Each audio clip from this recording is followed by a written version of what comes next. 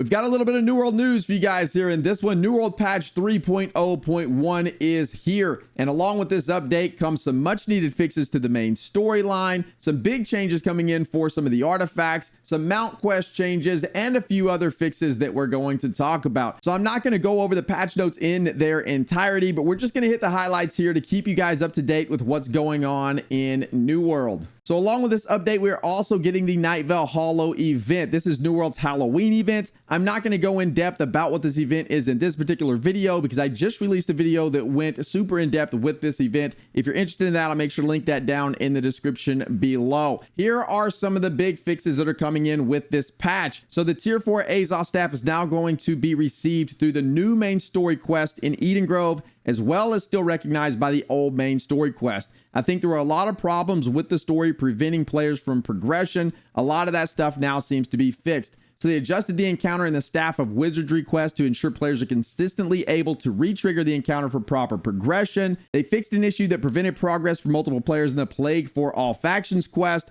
Fixed an issue that prevented progress in the A Friend in Need quest, and then they fixed an issue that prevented simultaneous progress in the quest tracking the herd and abducted artificer. There are a few other fixes that come in as well, but I think those are probably the main ones in this section that you need to be aware of. So if you're having problems or being stuck on a quest, hopefully those things will be sorted out with the new patch. And then for combat, they fixed an issue that allowed players to take damage behind fort and outpost gates and prevented repairs. So if you ran into this problem, that should now be fixed with this patch. Then artifacts. This is the big one here. They're changing some of these artifacts in a big way. So they fixed an issue that caused the Endless Thirst artifact to increase the cooldown of non-healing related consumables. They are fixing an issue that caused the Magnetic Gauntlets artifact to reduce critical damage to a lower value than non-critical damage. Unyielding Helm artifact. So they added additional functionality that reduces weight to allow usage with more equipment loads. And they fixed an issue where the well-rounded perk on the Attuned Leather Pants artifact was not properly giving 10 to all stats and was not displaying on the tooltip correctly with the Magnify perk.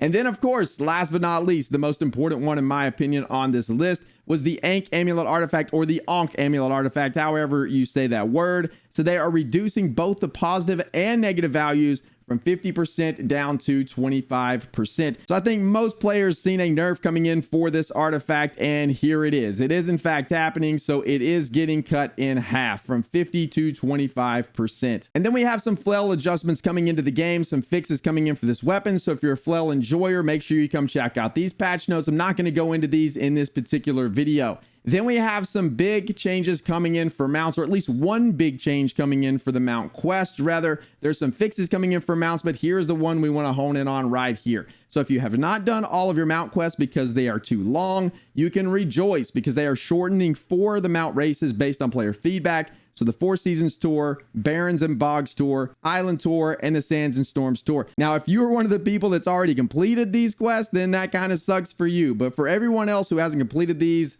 here you go. They should be a whole lot easier to knock them out now. And then we have some good changes coming in for economy, progression, and gear. Cooking aptitude boxes are now going to have a chance to roll bananas. And then here's a big one. Trophy mats now drop out of furnishing aptitude crates as intended. So if you're someone who likes to roll the aptitude crates and you weren't getting your trophy mats, well, now you have a chance to get them out of the furnishing aptitude crates again. And then we have a fix coming in for the Obsidian Gypsum. Obsidian was dropping incredibly fast, so it seems like they are fixing that. They're adding some additional ways to obtain dark matter. So they added dark matter and transmog token purses to the Elysian Wild Elite chest, which is great. They added the Flail Timeless Shard as a possible loot to the aptitude chest for Arcana. And then here's another way to get dark matter. Wars and invasions will now reward dark matter upon completion. The amount depends on your reward tier. So invasions can reward 50 or 75 dark matter, and then wars can reward higher level players up to 100 dark matter. And then they also fixed an issue that prevented a mount item from dropping from the Savage Divide. So if you're trying to get the mount item from that particular expedition, that should be fixed now upon the release of the patch. There's also a few adjustments or changes and fixes coming in for seasons. They're fixing an issue that caused players to get 2 credits for killing a named objective. They're also fixing an issue that prevented the salvage tier 5 items from progressing when salvaging umbral shards. And they're fixing an issue that prevented flail kills from contributing towards season activities that require kills with one-handed weapon. I encountered that myself. I was a little frustrated with that one. I wasn't sure what was going on, but obviously it was a bug